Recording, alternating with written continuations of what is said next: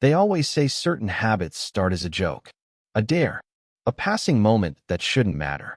My cousin said it was just fun. Now I'm addicted to the game. But I didn't laugh when he said it. I didn't understand it then. Not until I met her. I work at a small neighborhood repair shop. Radios, watches, old clocks with dust hiding behind their ticking hearts. The kind of place that smells like metal filings and warm engine oil. My cousin Sammy runs the front counter, talks too fast, makes promises we don't have time to keep. I usually stay in the back with the tools. It's easier not to be seen there.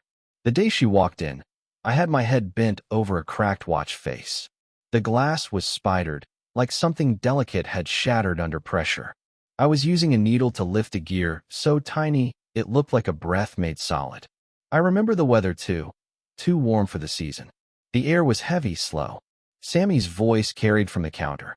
Yeah, we can fix that. 1 second, let me call my guy. Guy, that was me. He pushed open the door to the workshop. Hey, he whispered, customer. Pretty one. And older. Try not to look weird about it. I didn't respond. I never respond when he says things like that. I wiped my hands on my apron and walked out. She wasn't what I expected. She didn't look like someone who needed help. Confident posture, hair tied back in a way that said, I don't apologize for taking up space. She was dressed neatly, but her eyes held something, like she had run here from somewhere she didn't want to return to. She was holding a radio. A real one. The kind from before I was born. It just stopped. She spoke quietly, but not softly. A voice that didn't need to raise itself. I reached for it, and our fingers brushed. Just a second. But my hand hesitated. Hers didn't. It's beautiful, I said, about the radio, though my voice betrayed something else. She nodded once. It belonged to someone very important to me. She didn't specify who. I didn't ask. But something in the air thickened, like the silence had weight. I carried the radio to the counter and examined it. I could feel her watching, not impatiently, but like she was studying me, not the repair. You're good with your hands, she said. And maybe it was nothing. A simple statement. But the way she said it, gentle, acknowledging, almost like she saw me, it scraped something raw inside I hadn't realized was hungry. Sammy came back then, all loud energy and pointless commentary. So, we can fix it. Might take a couple days. She smiled politely at him. But before she turned to leave, she looked back at me. What's your name? She asked. I told her. She repeated it slowly, like she was tasting the shape of it. Then she said hers. I've heard thousands of names. But hers sat in the air like a quiet promise. As she walked out, the door chimed, and the heavy warm air followed her. Later that evening, I tried to go back to the watch I'd been repairing. But my hand hesitated, same way it had when it brushed hers. The shop was loud with ticking, yet it felt too quiet. Like the silence she'd left behind was still sitting beside me. And I realized I wasn't just thinking about her. I was waiting for her, even though I had no reason to. Not yet. She came back 2 days later, right at closing. The kind of timing that doesn't ask permission, but also doesn't assume it's welcome. The shop was quiet. Sammy had already left, leaving his jacket on a chair like he always does when he forgets something and swears he didn't. The lights outside were low, late afternoon sinking into evening. She stepped in carrying a small paper bag. I wasn't sure if you'd eaten, she said. You look like someone who forgets to. I don't know what surprised me more, that she noticed, or that she cared to mention it.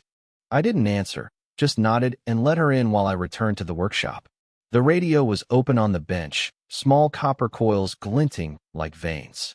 She followed, slower this time, like she was unsure she belonged here. I hope I'm not interrupting, she said. You're not. She stood beside me, close enough that I could feel her presence, but not close enough to touch. I liked that distance. It felt intentional. Her hands rested lightly on the edge of the work table. I noticed how still they were. Not shaky, not fidgeting, just tired, like someone who had learned to hold herself steady for too long. You fix things for a living, she said. Does that ever get heavy? Knowing everyone brings you things after they break. There was no smile with it. No joke, just quiet truth. I adjusted a wire so I wouldn't have to look directly at her when I answered. Sometimes, but I like understanding how things work. Why they stopped. What might bring them back. Her breath caught. Not dramatic, just enough that it sounded like she hadn't expected to hear that. I glanced at her then. Her eyes were searching the radio, but they weren't really seeing it. They were somewhere else, someone else. Was it yours? I asked softly. Before it broke? She shook her head. No, it belonged to my father. A pause. He passed last year. Silence settled between us. Not heavy this time, just real. She drew in a slow, deliberate breath, like she was trying to tuck something back inside before it showed. I didn't mean to make this emotional. She stopped. The sentence fell apart midway. I nodded once. You don't have to explain. Her posture shifted then, shoulders loosening, guard lowering, just an inch. And it felt like something important had happened, though neither of us acknowledged it. I clicked a final screw into place. The radio crackled softly, then a faint melody emerged, thin, trembling, but alive again. A distant voice sang through static, warmer than the room, older than both of us. She closed her eyes when she heard it. Just for a second where she let herself feel something. When she opened them, she looked at me the way people look at someone who has seen more than they were supposed to. Thank you, she murmured. Not polite, not casual. Thank you like you don't know what this means to me. I didn't trust my voice to answer, so I just nodded. She didn't leave right away. She lingered, like there was something she wanted to say but couldn't shape into words. And then, very quietly, almost like a thought escaping, "You have gentle hands." I felt the warmth of those words long after she stepped back into the evening. And I stayed in the doorway watching her go, long after she was out of sight. It rained that evening. One of those slow, unhurried rains that didn't crash or roar, just insisted on being heard. The kind that makes the world quieter than usual. I was closing up the shop when I saw her outside, standing under the awning, holding the radio in a tote bag against her chest like something fragile. She hadn't come for a repair. I could tell by the way she didn't look at the sign or the shelves or the tools. She looked at me. I didn't want to go home yet, she said. She didn't ask if she could come in. I didn't ask why she was out here. I just unlocked the door again. Inside, the lights were dim, just the bench lamp glowing warm over metal and wood. She sat on the tall stool, legs crossed, her hands resting in her lap. Not calm, contained. There's a difference. Long day, I asked. She let out a breath that sounded like it had been held for hours. Something like that. I didn't push. She didn't explain. That was our language. I made tea in the electric kettle we keep for winter mornings, poured it into mismatched mugs. She washed my hands again, not intensely, just like she was letting herself rest her eyes somewhere safe. My ex-husband called, she said finally. He wants to talk. She said talk like a bruise. I didn't know him, but I understood enough. I leaned against the counter across from her, close but not too close. Do you want to talk to him? Her lips pressed together slowly, thoughtfully. I don't know what I want. She didn't look at me when she said it. That made it honest. For a while, we just listened to the rain. The shop smelled like tea and warm dust. The air felt intimate in a way neither of us named. She reached out, almost absent-mindedly, and touched the back of my hand resting on the counter. A light touch, barely there, but I felt it, sharp and soft at the same time. I didn't move. I didn't breathe. I didn't want to scare the moment away. Her thumb traced the edge of my knuckle, slow, thoughtful. Then she stopped, realizing what she was doing, and withdrew her hand too quickly. I'm sorry, she whispered. It's okay. No, it isn't. There was something like frustration in her voice. At herself, not me. She stood up then, not to leave, but because something inside her had become too tight to sit with. She walked to the window and looked out at the rain-soaked street. Her reflection was faint in the glass, soft eyes, tired mouth. When I'm here, she said quietly, I forget things I'm supposed to remember. I swallowed. Hard. That doesn't sound like forgetting, I said. It sounds like breathing. Her shoulders rose, fell. She didn't turn around. My phone buzzed in my pocket. Sammy, probably, asking if I'd locked up. But neither of us moved to acknowledge anything outside this room. Not yet. Finally, she turned toward me, and there was something in her eyes, unshielded, unguarded, unspoken. She stepped closer. I mirrored without thinking. There were maybe 6 inches between us. 5, 4. Then, her phone rang. She flinched, looked at the caller ID. The air changed. She stepped back, and the moment, whatever it was, hung between us, unfinished. Not broken, just waiting. The rain had stopped by morning, but the air still carried its weight. Damp, heavy, a little tired. I opened the shop early, even though I knew I wouldn't get much work done. My hands weren't steady enough for watch gears, and every ticking clock felt louder than usual, like the room was asking questions I didn't want to answer. She came in just after noon. Not rushed, not hesitant, just quiet. A deliberate quiet, like someone walking into a room after an argument with themselves. She didn't say hello. I didn't either. She sat on the same stool as last time, folding her hands once in her lap before unraveling them again. I stood across from her like always, but the space between us felt different now. Charged, stretched thin. "We can't keep pretending this is nothing," she said. Her voice wasn't shaking. Mine might have. "I know," I said. A clock on the wall clicked once, loud enough to sound like an interruption. She looked down at her hands. "I'm not someone you get entangled with. I don't want to be. That's not what this is," I said, though I wasn't sure I believed myself. She looked up then, really looked. "Then what is it?" Her eyes held so many things I couldn't name. Loneliness that didn't want to admit itself.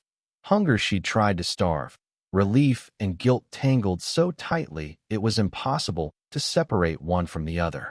I tried to answer. "I don't know." My voice came out too soft, too real. She laughed, but not in amusement. More like disbelief breaking through exhaustion. She pressed her fingertips to her forehead. "This is ridiculous," she said. "You're—" She stopped herself. Not because she didn't know the word. Because she did. Younger. There it was. The thing we'd both avoided naming. I didn't argue. I didn't defend. I just stood there with it. The truth was strangely light once spoken. "You think I don't know that?" I asked quietly. "You think I don't feel it every time I look at you?" Her breath hitched. Just slightly. The silence that followed wasn't comfortable. It wasn't warm. It was bare. Two people standing at the edge of something neither of them planned for. She turned away, paced once, then stopped as if the floor itself had become uncertain. "When I'm here," she said slowly, voice low, raw, "I feel like I'm becoming someone I don't recognize."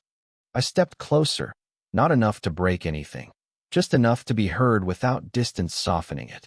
"Or maybe," I said, "you're becoming someone you've always been, and you just never had space to be her."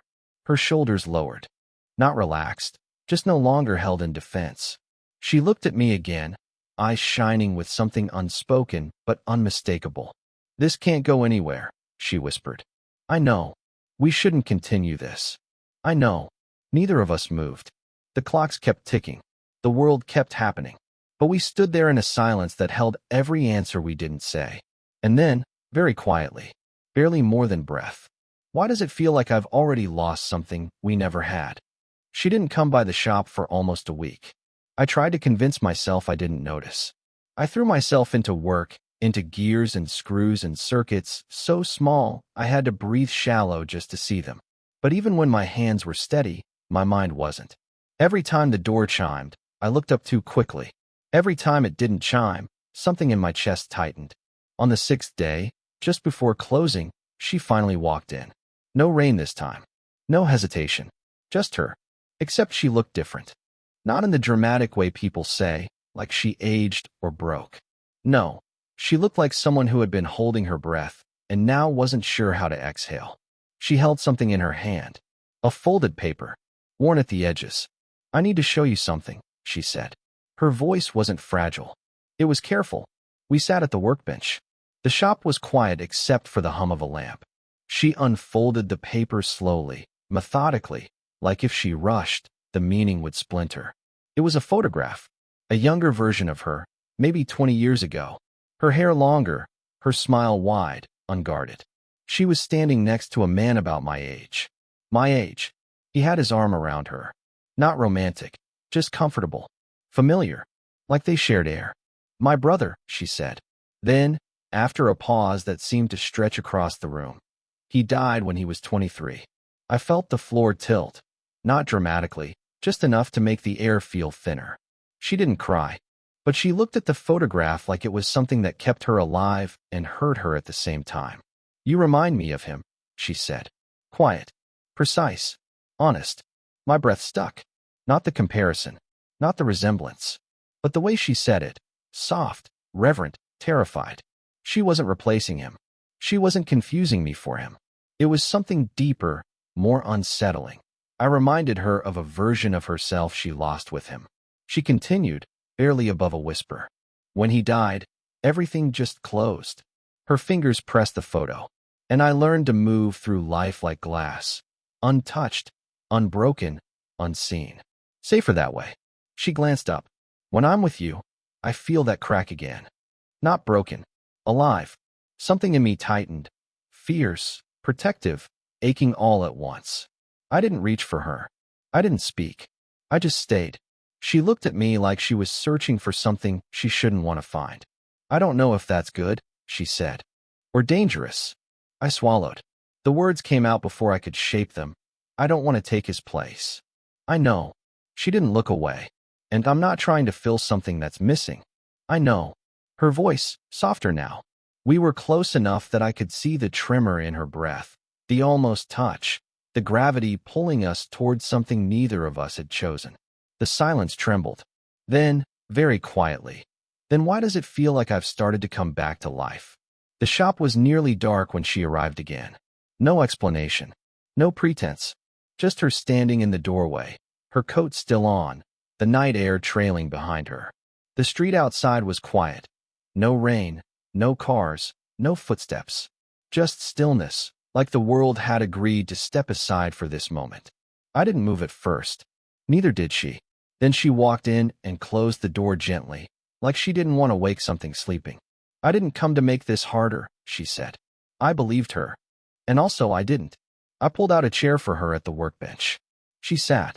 I stayed standing for a moment, not because I wanted distance, but because it felt like crossing something important to sit beside her again. But I crossed it anyway. We didn't talk. We didn't have to. The air between us was heavy with everything we had already said, spoken and unspoken. Her eyes drifted to the photograph she had shown me days before. She didn't touch it, just looked. "I was afraid to feel anything for a long time," she said.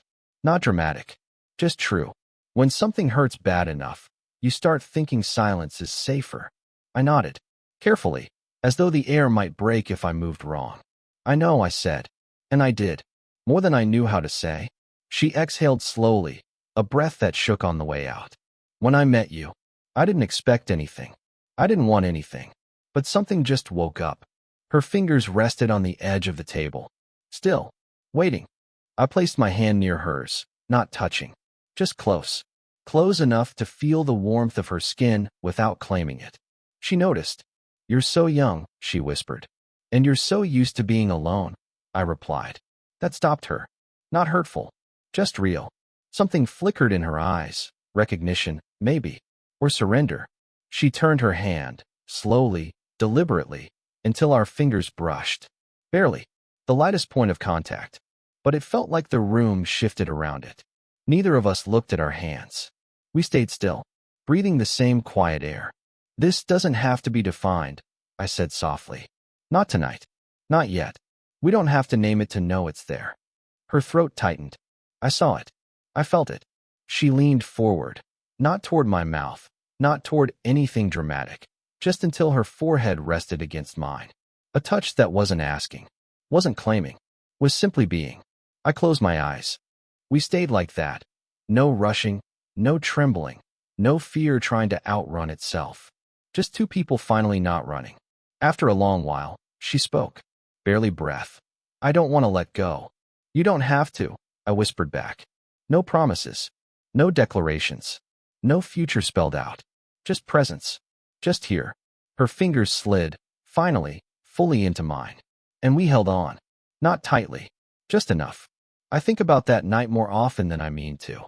Not because anything dramatic happened. Not because of some big declaration or some movie-perfect kiss. It wasn't that kind of moment. It was quieter than that. Softer. The kind of thing you only understand afterward, when your heart catches up to your memory. We didn't begin something that night. We acknowledged what had already begun a long time before. There was no line, no moment where we crossed into something new. It had been building in every silence, every unfinished sentence, every time our eyes lingered a second too long. I didn't know love could arrive like that, without fireworks, without a sharp intake of breath, just a steady presence. A returning. She still comes to the shop. Not every day, not always for repairs. Sometimes she just sits while I work. Sometimes we talk. Sometimes we don't. The clocks tick around us, and somehow time feels less heavy. And something in her has changed. The way she walks, less guarded. The way she exhales, less afraid. The way she laughs, more real. She told me once, quietly, while watching dust float in the late afternoon light. I spent years thinking I was someone who had already lived the most important parts of her life. Then she looked at me, really looked. And then I realized, maybe I just stopped letting myself feel them. I didn't say anything. I just reached for her hand. The same way I did that night. Not claiming it. Just meeting her where she was. And something in me has changed too. I used to think connection came from intensity, grand gestures, overwhelming desire. But now I know sometimes it comes from the way someone says your name, the way they remember how you take your tea, the way they sit beside you without needing to fill the air. Love doesn't always announce itself. Sometimes it just stays. We are not perfect. We are not effortless. We are not a story that makes sense to everyone. But there is something quietly unwavering in the way we choose each other, again and again, without rushing where it goes or forcing what it must become. I don't know what the future holds. I don't need to. For now, there is warmth. There is presence. There is a shared breath and a held gaze and a slow, steady unfolding. And sometimes, in the quiet closing hours of the day, she rests her forehead against mine again, just like the first time. No words. No need. Just us. Still here. Still choosing.